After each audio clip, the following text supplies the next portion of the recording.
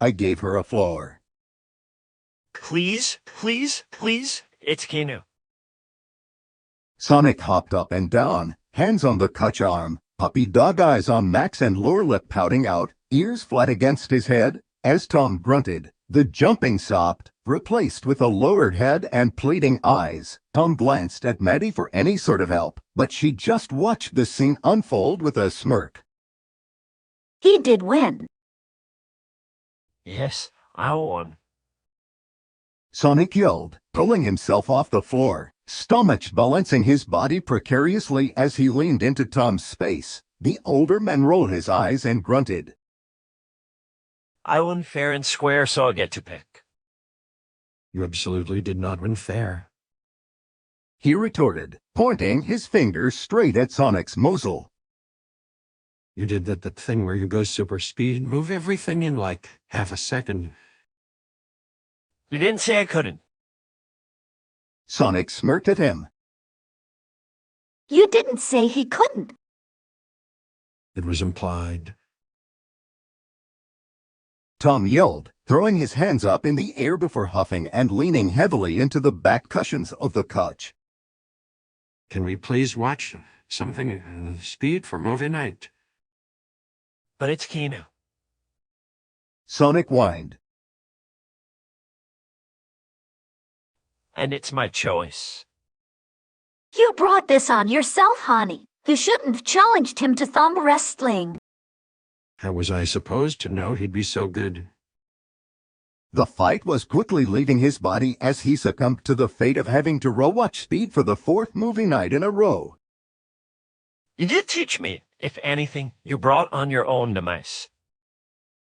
Sonic sweetly said, rolling fully onto the couch and noseling his way against Tom's side, soft for cushioning the ends of sharp quills. Tom let out one last groan as he lifted his hand to scratch behind Sonic's ear, earning himself a pleased animalistic rumble from the hedgehog's chest. Maddie sat on Tom's other side, arm reaching over her husband's shoulders and resting. She flicked through the Netflix screens briefly before finding the movie on watch again. Next time I pick. Oh. Tom mumbled into the quiet living room as the opening scene began to roll. A small smile worked its way onto Sonic's face as they eagerly watched, knowing that the movie commentary would begin soon. Laying his head on Tom's chest, his chest felt tight as the first line was said and Tom opened his mouth to make the first comment. All right, come on. Tom whispered to Sonic, gently shaking his shoulder. The hedgehog just gave a mumbled noise and shifted in Tom's hold, half asleep. Trying to continue the cuddle, Tom just gave a chuckle as he rubbed the kid's shoulder more insistently. You gotta sleep in your own bed, not on the couch. At that, Sonic blinked awake, incessant energy coming back as consciousness came upon him. He sat up, ready to whine about it not being that late when Maddie's yawn interrupted him. I didn't miss a lot of Keanu, did I? Just the bit at the end, don't worry. Sonic rubbed at his eyes as Maddie stood from the couch, scuffing Sonic's head for as she passed him. Tom waited for Sonic to move off of his chest before getting up to follow suit as well. You're gonna want all your energy if you're gonna go help Mrs. Bates with the community garden. That got his attention. Sonic zoomed into the living room doorway before stopping suddenly and turning around to give an excited Nighty-o, donut lord and pretzel lady. The two humans were left in the empty room with only the far-away sound of the attic door shutting. Maddie smiled brightly at Tom, pecking his cheek as she went to follow Sonic's eager example. It had been a month since the whole incident with Robotnik and Sonic coming inexplicably into their lives. Since the hedgehog didn't have anywhere else to go, and the two humans had grown increasingly fond of the Blue Boy, a simple moving of objects from a dark, very dank cave to their previously unused attic was the most logical next step. The hedgehog definitely did not disagree, if the tear-filled hugs were anything to go on. The town of Green Hills was surprisingly accepting of the Blue Devil, though he did amaze a good handful of the citizens during the final confrontation with the mad scientist. Though his presence is kept hidden from large crowds, most of the adult members of the community like asking Sonic for help just as much as receiving Tom's. Not that either of them were complaining. Tom rubbed his hands down his face as Maddie began climbing the stairs to the second level. I can tell if I feel like a two-time pet owner or a very tired father. I'd say both are accurate. Maddie said, tying her hair up before going to bed. Though he has kept you busy. Don't you mean kept us busy? Tom said, holding her from behind and leaning his chin in the crook of her shoulder and neck. She chuckled. I know what I said. Hey. Tom mumbled, the weight of the day causing him to lean heavily against his wife's back. She pet his shoulder, walking towards the master bathroom with a hefty man trudging directly behind her, arms firmly wrapped around her waist. I wonder when his birthday is. She mused. His birthday. Tom said, lifting his head and freeing Maddie. She nodded. I figure he's staying with us indefinitely. I think we should ask him so we're, love, ready. Find out what kind of cake is his favorite. See if he knows what a cake even is. Give the kid more credit. He knew what a car was. But not a bucket list. It's more of a shot in the dark of what knowledge he holds, and honestly, I'm perfectly fine with that. I'll ask in the morning. How's that, hun? Perfect. She smiled, kissing him gently before grabbing her toothbrush and running it under the tap. When's your birthday?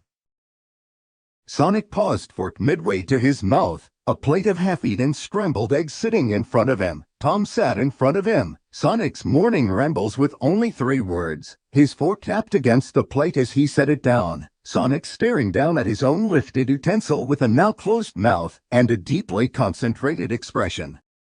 Despite the look not being the one of usual Sonic confusion, Tom still figured that the kid was making that face because he wasn't sure what exactly Tom was talking about. Sonic's fork clanked against the porcelain plate as he dropped it limply to the plate, eyes becoming lidded.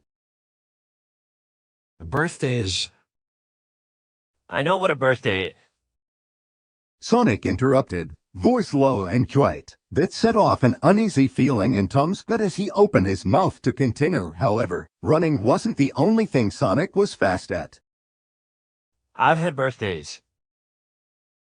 The tone was tense, and the phrasing vague enough to kickstart a parental type of worry within the man. Well, when is it? Sonic stayed joyed at that, glaring down at the eggs on his plate. Tom leaned forward, eyebrows knitting together in worry. Sonic? At the persistence, small flecks of blue electricity flicker from between his quills before he shook his head, ridding himself of the accumulating power and shoving his chair back and hopping down onto the floor. I should get going if I don't want to make Mrs. Bates waiting. Kid.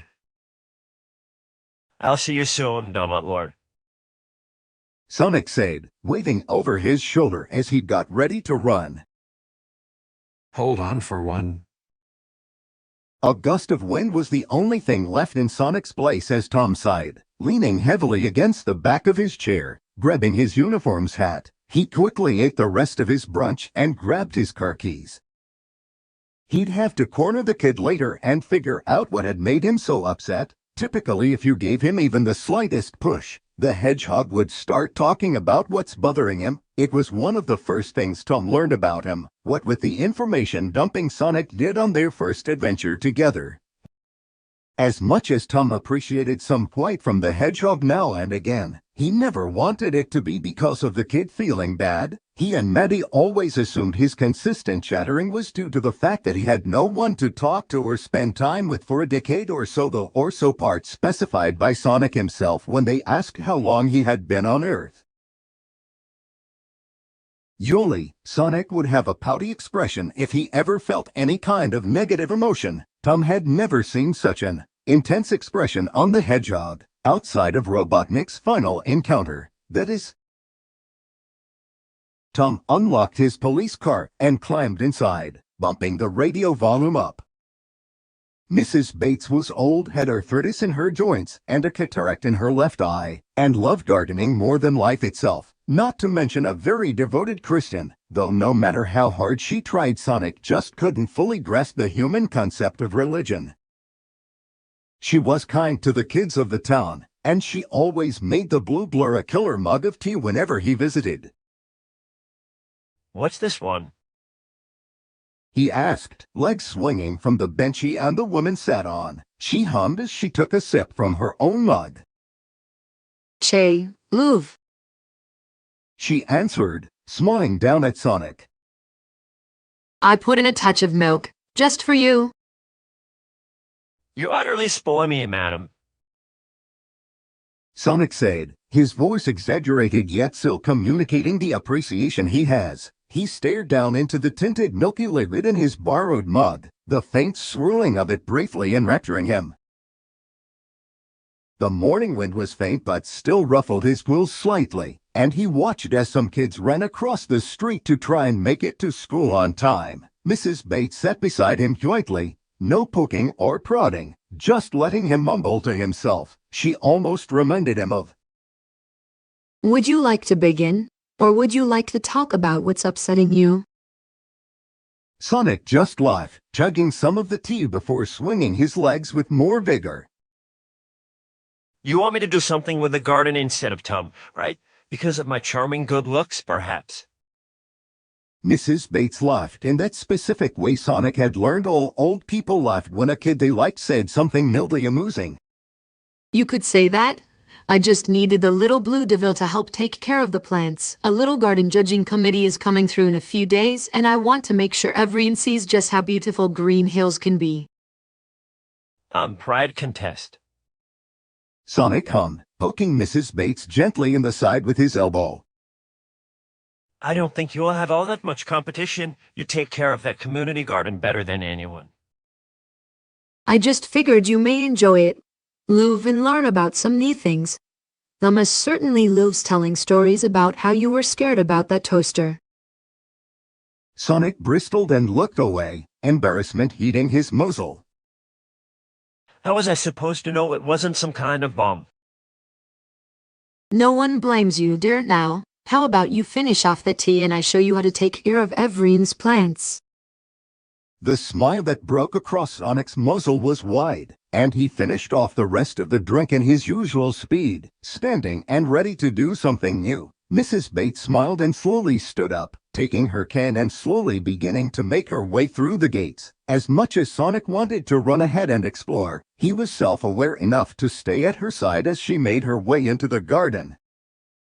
Tom had told him that she was a bit self-conscious of how her arthritis affected her speed, and he thought he just might cry if the woman ever looked vaguely upset around him. She patted his shoulder as they walked past some viney plants, and the bittersweet nostalgia almost made his chest collapse. A warm feeling. These are one of my favorites. Here. Mrs. Bates said as they came upon a small row of tall, yellow flowers. The center was large, covered in what looked like seeds. Sonic swallowed as they came up to them. I planted them years ago, and I make sure they come back healthy each year. Though I usually get Carl to do it nowadays, since his hands are much more steady than mine. What are they? He asked, eyes darting to each one as he bit his cheek, a type of knowledge crawling up the back of his neck into his mind, but one that he wanted to keep down. Sunflowers. She replied, feeling one of the petals with her fingers. Very healthy. These ones. They just need a little bit of water, since Carl gave them a good shower a couple days ago. Sonic continued staring up at them, throat becoming thick as a short memory whispered itself into his mind, running as fast as he could in the bright sun, looking for the best flower he could, because she just looked so. Sonic. Mrs. Bates asked, her small hand holding his shoulder in a soft grip.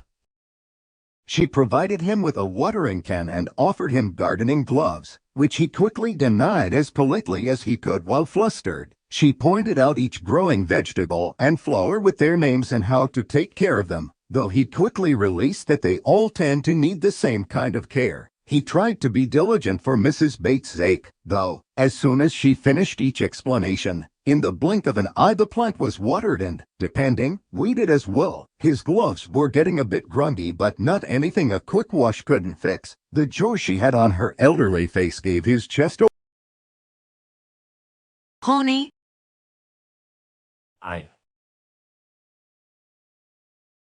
Sonic swallowed, shaking his head and grabbing the handle of the watering can. Sorry, Mrs. Bates, just got a bit distracted.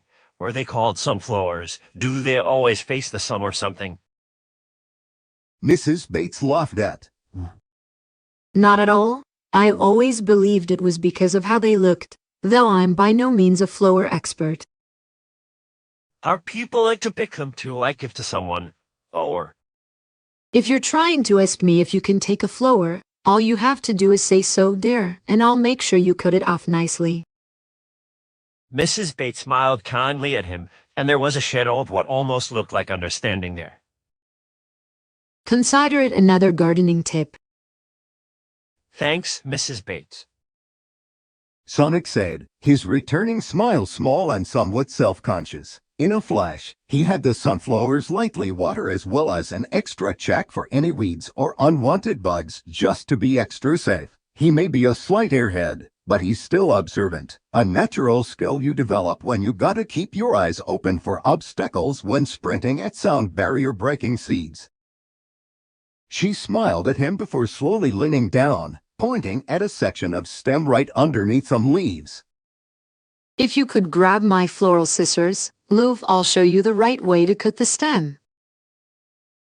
He's standing in the middle of a dirt track, looking up at tall, pointed yellow flowers, casting shadows on his face as the sun stands behind them. They spun slightly in the wind and his eyes strategically searched each one. Tapping his foot rapidly, he had it narrowed down to 3 choices, but he always was pretty indecisive when it came to things like this. Grabbing the stem of the shortest one, he yanked it up with all of his strength. The soft grass was tickling against his shoes. The fabric of the homemade gloves made his fingers slide up the green stem. He grinded his teeth. He had to be strong but delicate, just like Sonic. Mrs. Bates yelled, prying his hands off of the stem. Sonic blinked, looking at the indents his fingers made. Some of the juices inside leaked onto the grimy white of his gloves. What were you trying to do? Crush it. I'm sorry, Mrs. Bates. I got distracted. Sonic took a deep breath, looking down at the cane that now lay on the ground. He ignored the slight tremor of his hands as he leaned down and grabbed it, holding it out to Mrs. Bates. She traded him the cane for the floor, concern obvious on her face. In a flash, Sonic produced a pair of elegant scissors, the handles circular and blades thick. She gently maneuvered his fingers into the right positions and guided him to have the blades positioned on either side of the stem section she pointed at mere moments ago. With a chunky snip, the stem was cut in two and the flower leaned to the side, landing right into Mrs. Bates' open arm. Her cane slightly sunk into the soft soil the flowers were planted on. Sonic took hold of the long stem, holding the sunflower close to his face. By what? Oh, usual blind hedgehog stuff. Telepathically talking to my mothership, the Norm. He smiled, but it didn't reach his eyes. Mrs. Bates gave a small huff before shaking her head, dropping the subject. Her cane gave a muffled thunk as it pierced the tender soil and moved her along. Well, now we have the orchids. These little white flowers here. They're right next to the pink carnations. If Tom had become so accustomed to Sonic's presence, he would have missed the quiet whistle of wind that meant the hedgehog had just run past. As much as the police chief wanted to follow him and see where he went, he was still technically on duty, and he was sure the hedgehog could handle himself. Maddie finished earlier than him, so if he needed help with anything she could probably handle it.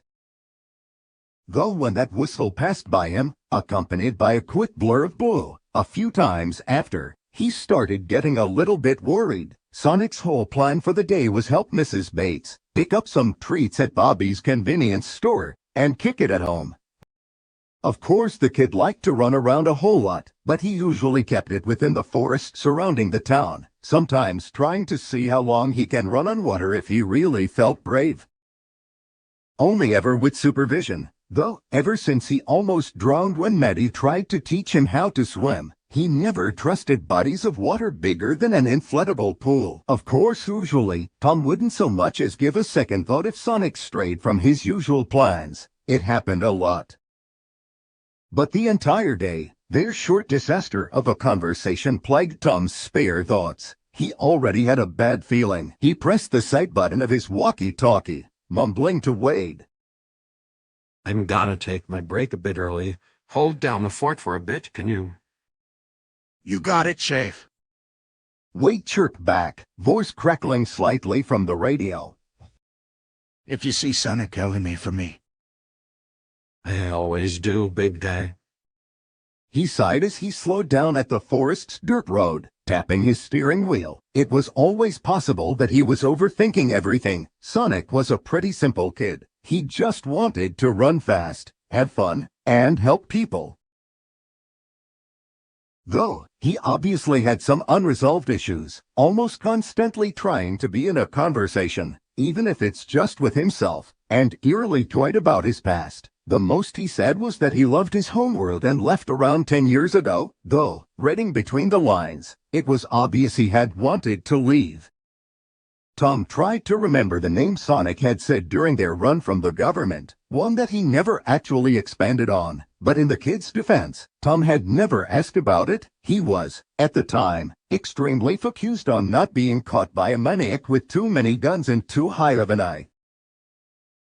The most struggle Tom ever had was that sociopath. Obviously, Sonic had probably been through worse. Was he equipped for this? Not at all. Was he going to try and help anyway? Definitely.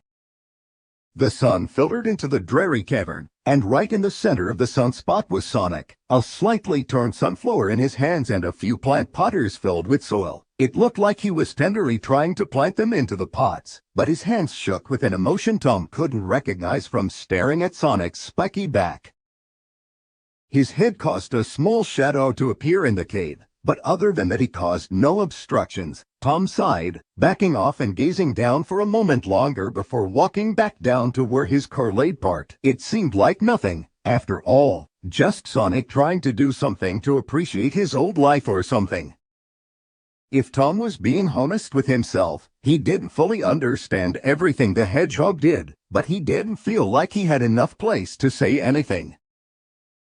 Tom replaced the car radio, sitting in the driver's seat with his head off, keeping his eyes on the street to see if Sonic goes by again. His engine purred into being, tires ready to go as soon as he saw something go by. It took a few moments, but inevitably the familiar blur passed by him and his reaction was quick behind it. The trail disappearing as quick as it came, but the path was clear. His car sped off down the quiet street, and he could see the blue trail fade into the tree line.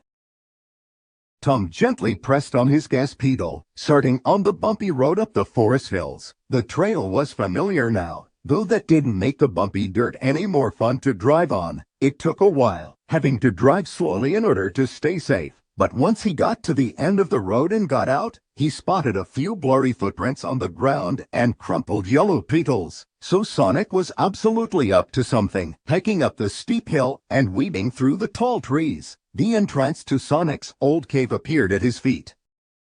Below the opening, Sonic gripped his right hand with his other, trying to force the shakiness to subside.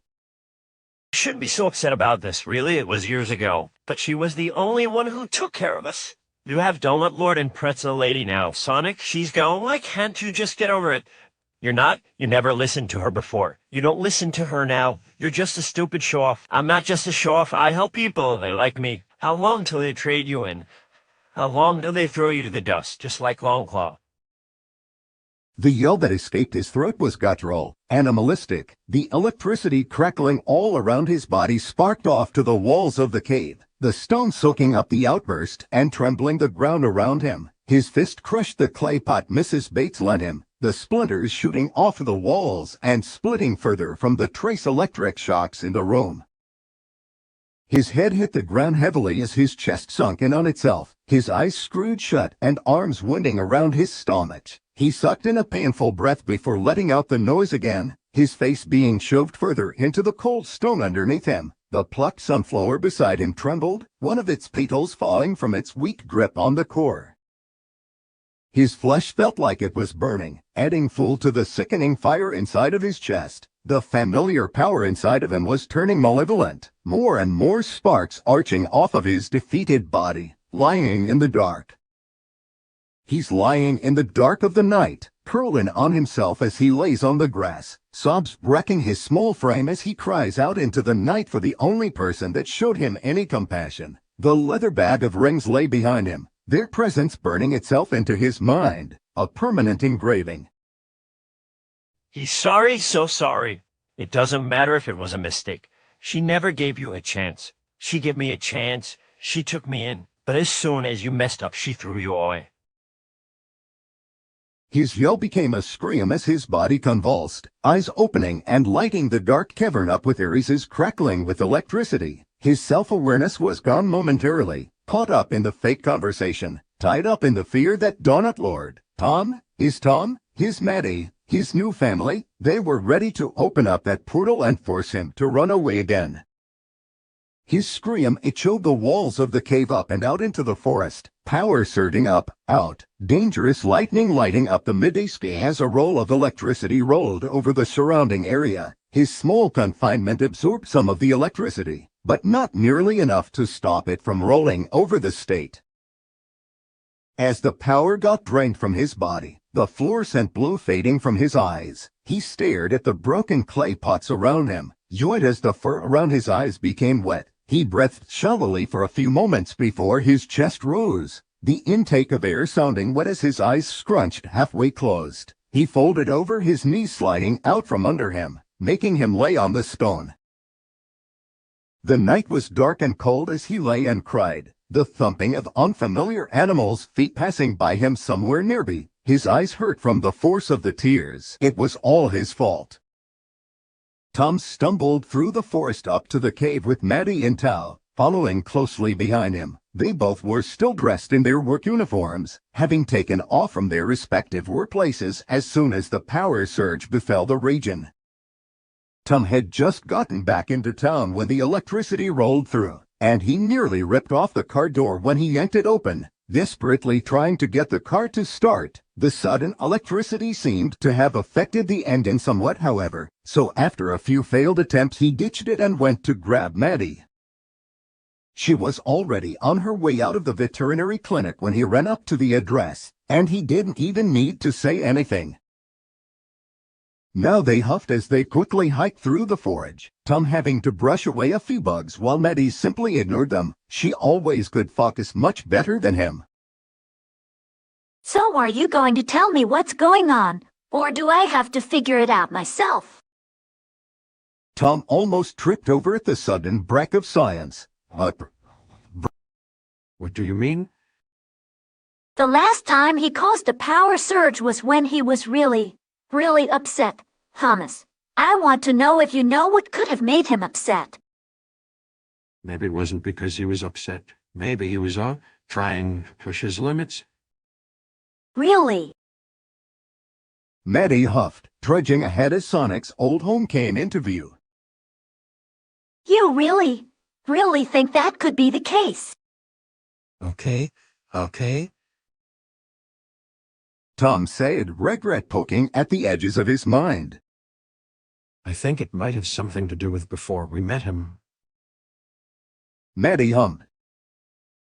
I asked him about his birthday this morning, and he kinda just immediately ran out of the house.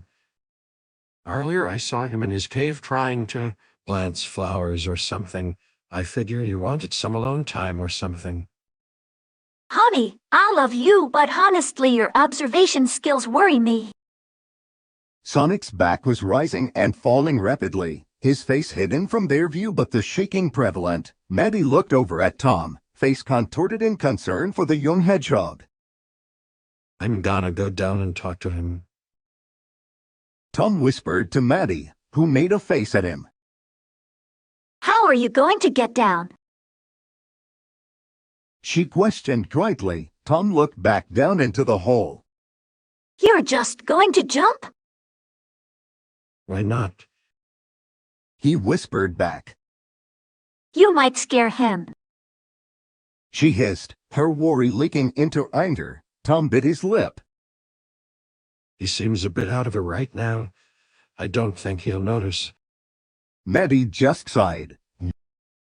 Fine, just be careful. I'll stay up here and help you goose out. Maybe we can get us cream after. You're asking me. I need your input. Ice cream sounds good.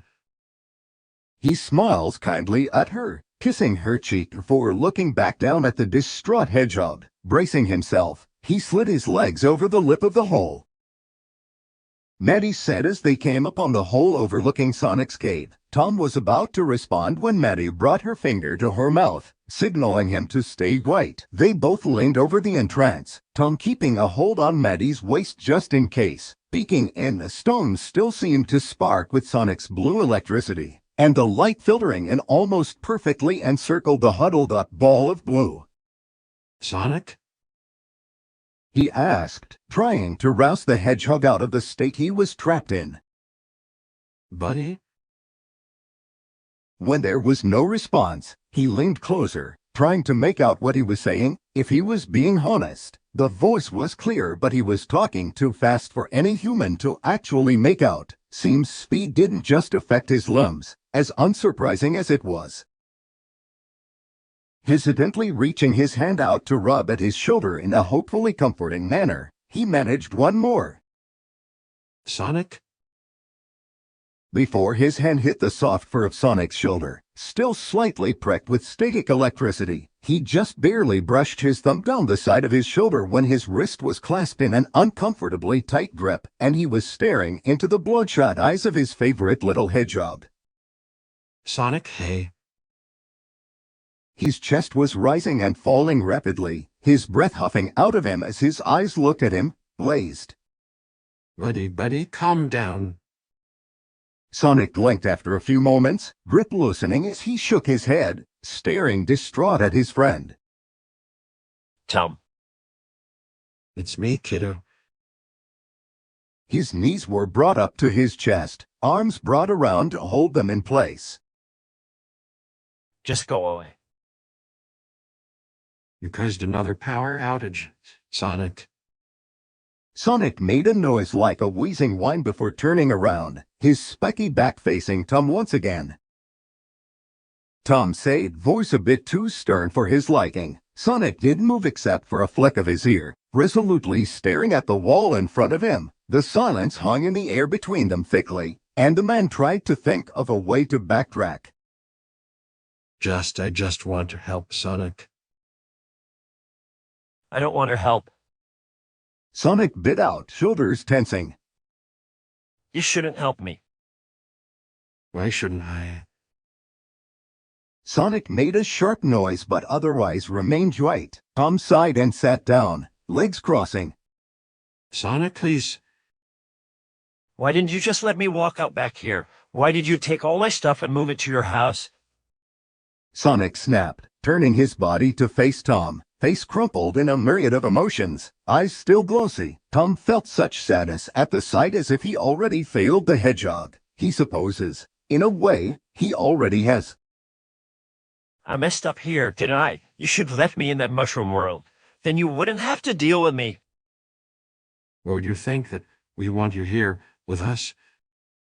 Tom tried to keep his voice low, but his hands unconsciously came up and gestured along to his words. Sonic shook his head, hands coming up to the sides as his chest seemed to buffer. I almost got you killed. I almost got you both killed. She left me behind after. Why shouldn't you? Who's she? Tom asked, voice gentle. Sonic's eyes went wide and he averted his gaze, turning his body away from Tom once again, curling himself into as close to a ball as he could without actually becoming one. Tom took in a short breath before reaching over and taking hold of Sonic's shoulder once again, this time without it being grabbed. As soon as his palm made contact with the fur, Sonic's shoulders tensed. Uncle took care of me before I came here. He said, voice fragile and quiet. She was the only one who was nice to me. What happened? Sonic shivered, the dark night howling around him briefly, terror gripping his chest as he wanders aimlessly in the forest. Nothing but a leather bag, just a leather bag and instructions, because she never really trusted him, did she? I just went out to get her something. I didn't think anything bad would happen. He said, voice choked and breaking. I really didn't, but actionists followed me home to her and attacked us. She tried to get me to safety, but she... His breath hitched, but after a few moments, he forced himself to go on.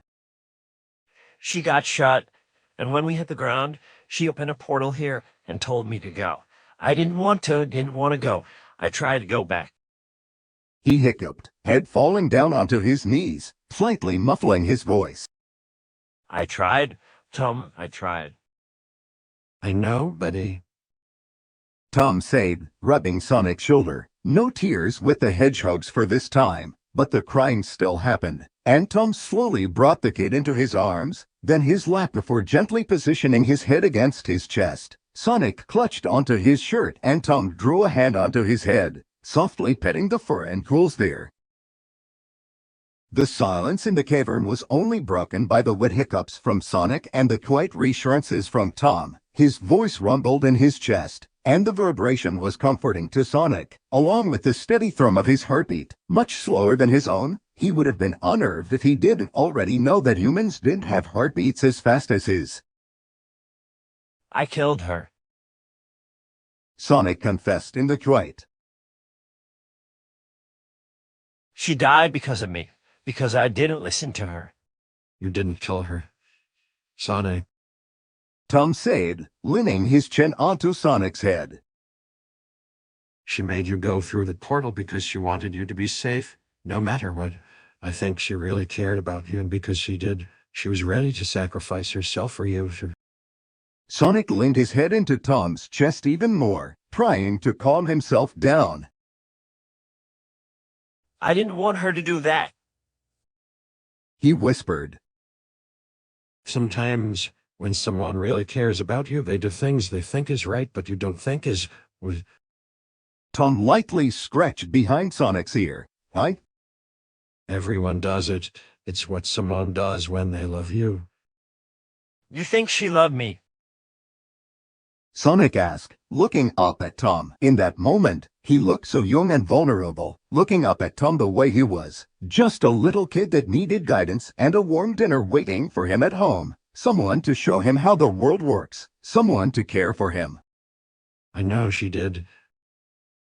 He whispered, hugging Sonic close to his body. Sonic took a shuddering intake of breath before he fully relaxed in Tom's hold. What did you give her? He whispered, hugging Sonic close to his body. Sonic took a shuddering intake of breath before he fully relaxed in Tom's hold. I give her a flower. He said. I gave her my world's at some flower. Is that where you were trying to plant flowers earlier for her? Sonic just shook his head. Why then? He just shrugged, and the silence returned. You're not going to leave me. Not without letting you know, buddy. You're not mad at me for almost getting you killed.